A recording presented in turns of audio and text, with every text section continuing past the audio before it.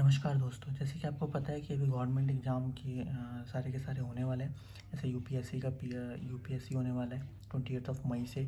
फिर SSC MTS का भी एग्ज़ाम स्टार्ट होने वाला है 15 मई से, इसी मंथ के।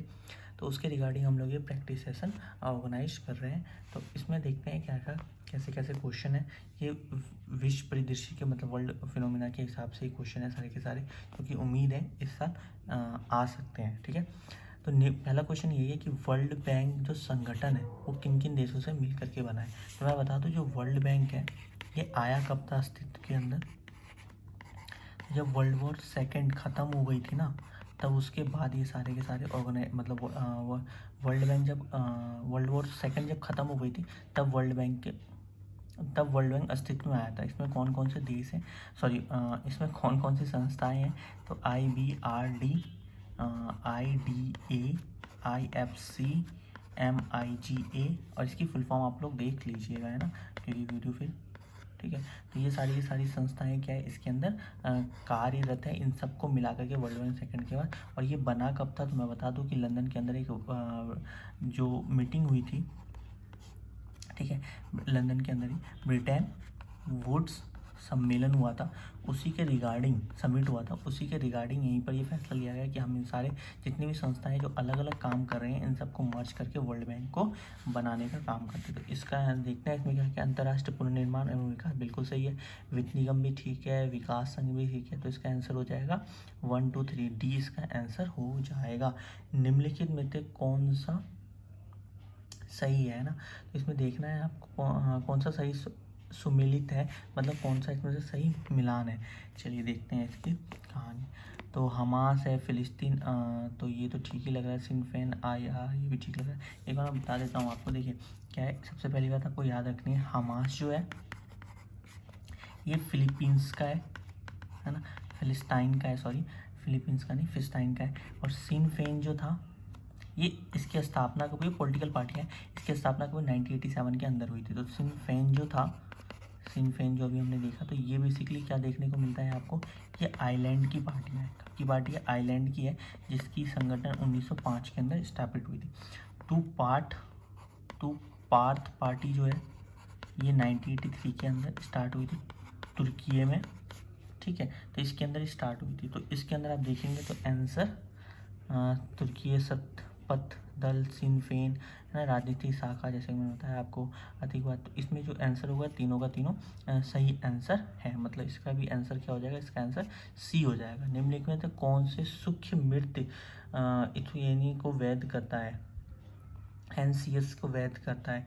तो अमेरिका का टैक्सेस, देखो टैक्सेस, अमेरिका की जो टैक्सेस है फिलहाल के अंदर जो स्थितियाँ इसमें है, कुछ रीजन के अंदर है और कुछ में नहीं है। अब इसके अंदर होता क्या है तो मैं बता दूं आपको। जैसे आपने सुना होगा वेंटिलेटर का नाम, है ना, कुछ लोगों को वेंटिलेटर, लेकिन कुछ लोग कहते हैं ना कि ये जिंदा भी है और मर भी नहीं सकता, लेकिन उसे दर्द बहुत होता है। तो ऐसी स्थिति में अब जो कोर्ट है, इंडिया के अंदर भी जो कोर्ट है वो बोलती है कि भैया अगर वो पर्सन, अभी भारत के अंदर इसके ऊपर डिबेट जरूर है, लेकिन बहुत सारे पार्ट के अंदर बोला गया कि अगर पर्सन से पूछ लीजिए अगर उस कंडीशन में, उस फैमिली की कंडीशन में, तो उसको मृत्यु या फिर स्वेच्छा से मृत्यु आप उसे दे सकते हैं। सबसे पहले जो ये क्वेश्चन है ऑस्ट्रेलिया के अंदर स्टार्ट किया गया था।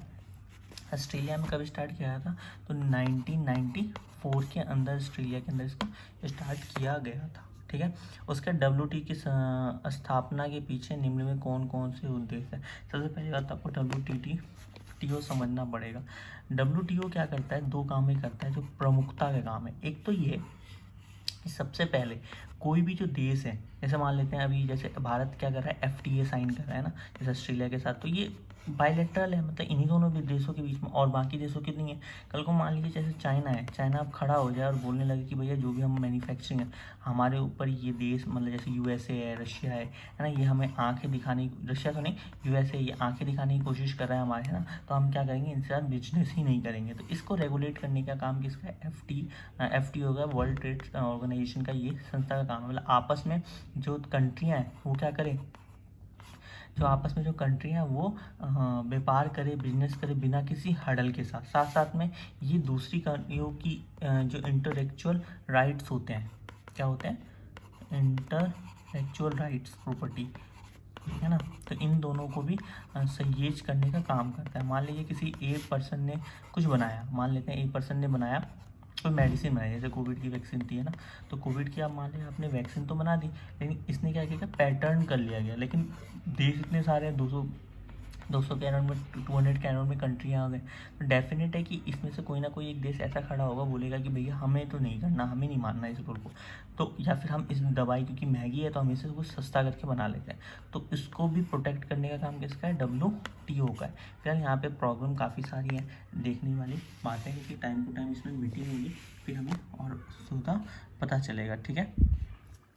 तो फिर जैसे मैंने आपको बताया, तो इसमें क्या हो जाएगा, इसमें अगर आप देखेंगे तो कहाँ चला गया, हाँ, जैसे ये बौद्धिक संपत्ति मतलब इंटेलेक्चुअल जो राइट्स हैं उनको भी सहज करने की कोशिश की गई है। पहला ही, विविध देशों के बीच में ये मुक्त व्यापार और संसाधन प्रवाह, कोई दिक्कत ना हो किसी प्रकार की, कोई देश ये ना बोले कि भाई हमें आपके साथ बिजनेस नहीं करना है ना, तो उसको भी आप देखने की कोशिश करेंगे।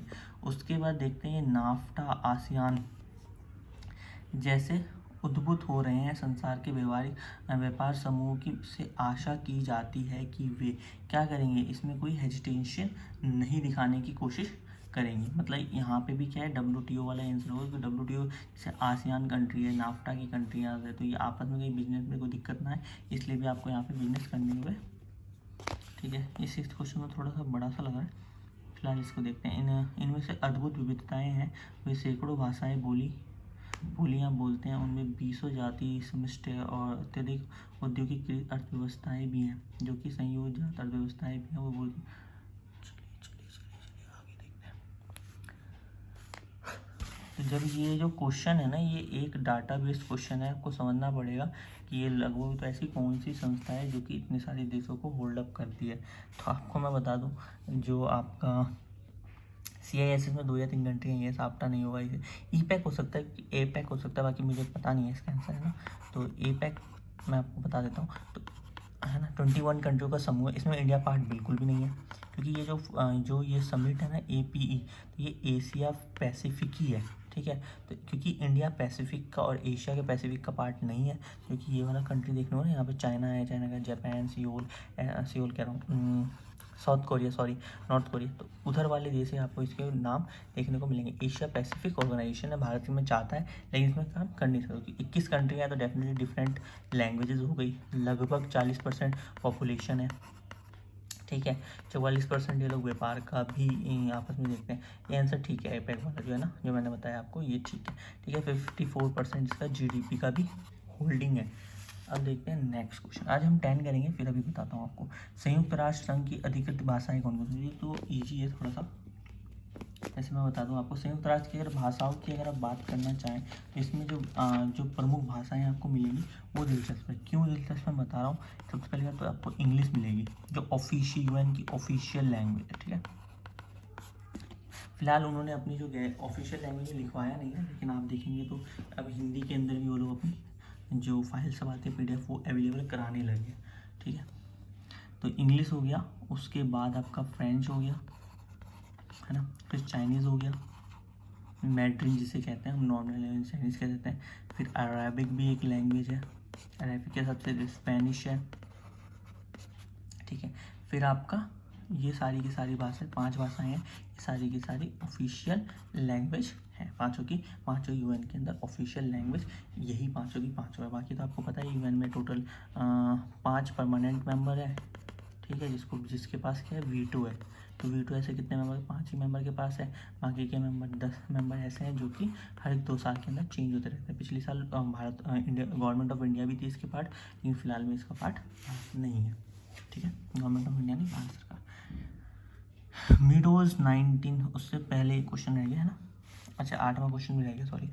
तो देखते हैं सूची 1 और सूची 2 के साथ इसका मिलान करते हैं। तो ये जो है वॉन जो है, ये तो सियोल की है ना, साउथ कोरिया की करेंसी की बात है ये, ठीक है। तो आपको जब भी ऐसे कुछ क्वेश्चन मिले, सबसे पहले आप वो नाम ढूंढना जो आपको दिखते हो कि हाँ ईजी, आप जैसे वॉन है, तो वॉन आपको दिख रहा है साउथ कोरिया की एक करेंसी का नाम है बेसिकली, है ना।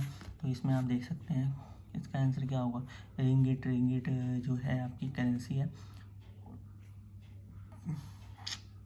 रिंगिट मलेशिया की है, और बाहर जो है थाईलैंड की है। रुपया जो है इंडोनेशिया की है है ना। तो यहाँ से में, और इंडोनेशिया अक्सर न्यूज़ में भी रहता है फ़ोटो के चक्कर में, है ना, जो नोट के ऊपर फ़ोटो फिलहाल उन्होंने हटा दिया तो वो चीज़ आप याद रखना, है ना। और चलिए ठीक है, तो इसका आंसर क्या जाएगा 4312, है ना। ये साउथ कोरिया यहाँ पे दक्षिण कोरिया, क्योंकि तो आप देखेंगे तो एक ये ठीक है, तो बी इसका आंसर हो जाएगा। निम्नलिखित में से किस एक उपग्रह के एंड, चलिए तो इसमें आप सीधा सीधा आंसर याद रखना, कनाडा। कनाडा ने कि बहुत पहले एक उपग्रह मतलब सैटेलाइट छोड़ा था, उसके चक्कर में उनको 25 के आसपास 25 साल का भ्रमण किया, उसके बाद उन्होंने अटलांटिक का पूरा एक मैप अध्ययन करके मैप बना दिया, ठीक है। मीरोस के अनुसार विश्व जनसंख्या, औद्योगिकरण, प्रदूषण, खाद्यान्न उत्पादन और संसाधन अपेक्षा, तो ये जो है अगर धरती की हम बात करें तो जिस पेस से ये सारी चीज़ें बढ़ रही हैं, चाहे वो पॉपुलेशन हो, है ना, चाहे वो इंडस्ट्रीज हो, प्रदूषण हो, खाद्य संसाधन, ये सारी की सारी जिस पेस से बढ़ने की कोशिश कर रही है, तो माना जा रहा है कि लगभग जो 100 ईयर्स का ही टाइम विंडो के तौर पे बचा हुआ है। फिर इतना ही, फिर बाकी करते हैं रिवीजन अगले नेक्स्ट वीडियो के अंदर। जय हिंद।